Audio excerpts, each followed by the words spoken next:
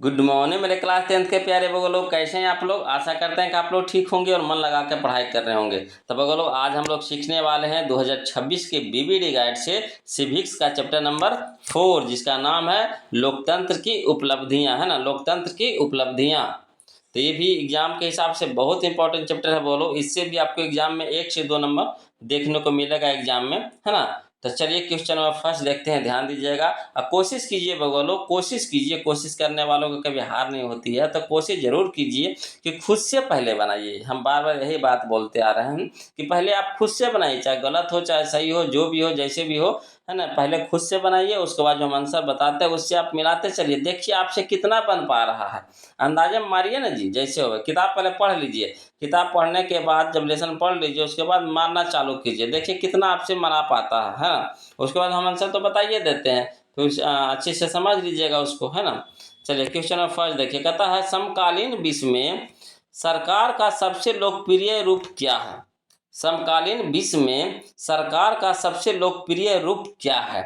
तो लोकतंत्र है। बोलो क्या है, लोकतंत्र है। ऑप्शन नंबर डी हमारा सही हो जाएगा, लोकतंत्र, है ना। चलिए अगला देखिए, क्वेश्चन नंबर 2 देखिए, कहता है आंग सान सू, आंग सान सू किस, है ना, आंग सान सू की का संबंध किस देश से है। तो यह है लोग आपका म्यांमार से है। किससे है, म्यांमार से है। ऑप्शन नंबर बी हमारा सही हो जाएगा, म्यांमार, है ना। चलिए क्वेश्चन नंबर हम लोग 3 देखते हैं, ध्यान दीजिएगा। क्वेश्चन नंबर 3 बगलो देखिए, कहता है क्वेश्चन नंबर 3 कि दक्षिण अफ्रीका के प्रथम, है ना, अश्वेत राष्ट्रपति कौन थे।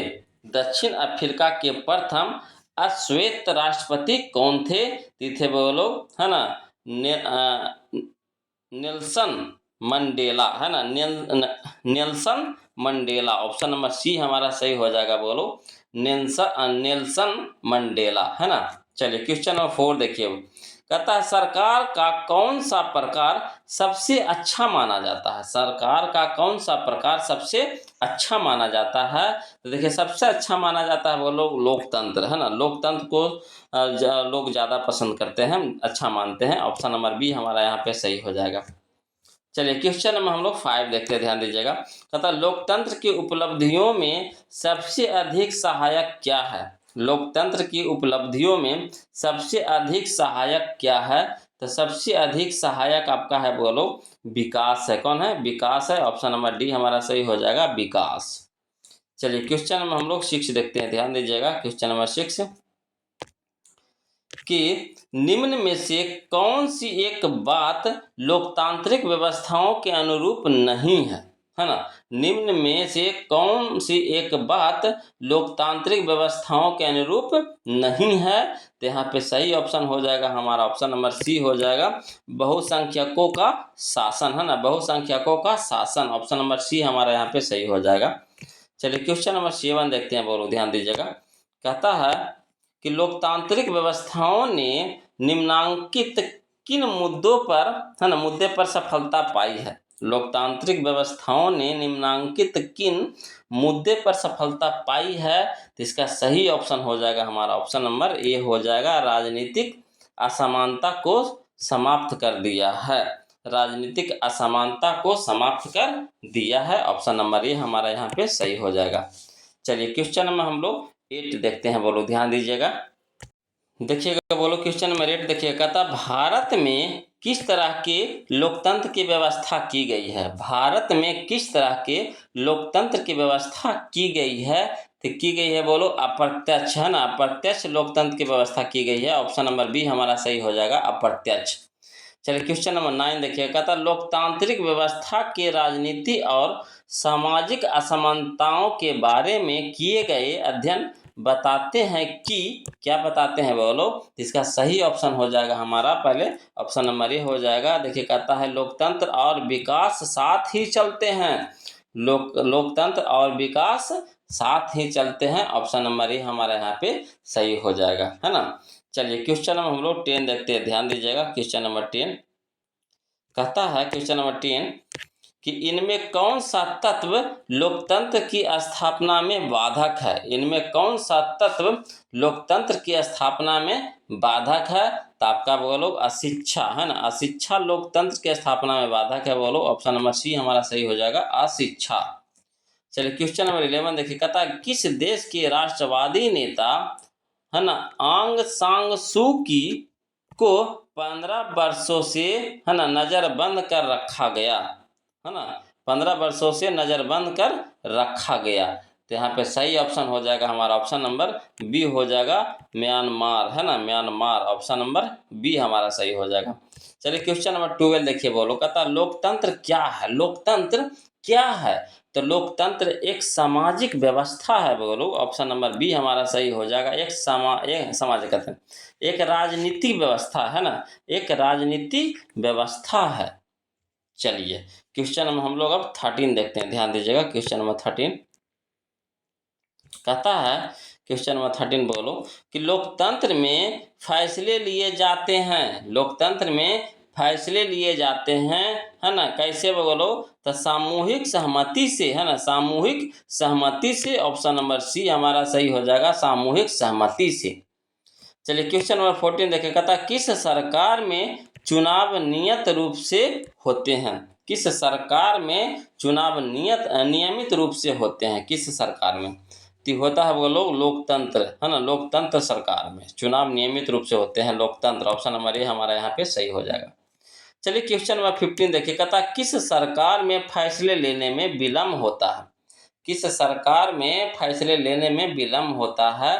तो लोकतंत्र में बोलो ऑप्शन नंबर डी हमारा सही हो जाएगा, लोकतंत्र है ना। चलिए क्वेश्चन नंबर हम लोग 16 देखते हैं, ध्यान दीजिएगा।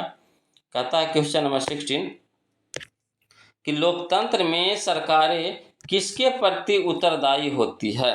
लोकतंत्र में सरकारें किसके प्रति उत्तरदायी होती है। तो जनता के प्रति। बोलो ऑप्शन नंबर बी हमारा सही हो जाएगा, जनता के प्रति है ना। चलिए क्वेश्चन नंबर 17 देखिए, कहता आज दुनिया के लगभग कितने देशों में है ना लोकतंत्र विद्यमान है। आज दुनिया के लगभग कितने देशों में लोकतंत्र विद्यमान है। तो लगभग 100 देशों में है ना। ऑप्शन नंबर ए हमारा सही हो जाएगा, 100 देशों में। चलिए क्वेश्चन नंबर 18 देखिएगा, वो लोग ध्यान दीजिएगा। क्वेश्चन नंबर 18 कहता लोगों के बीच नियमित संवाद की गुंजाइश किसमें बनी रहती है। लोगों के बीच नियमित संवाद की गुंजाइश किसमें बनी रहती है। बनी रहती है वो लोग लोकतंत्र में। किसमें, लोकतंत्र में। ऑप्शन नंबर सी हमारा सही हो जाएगा, लोकतंत्र में।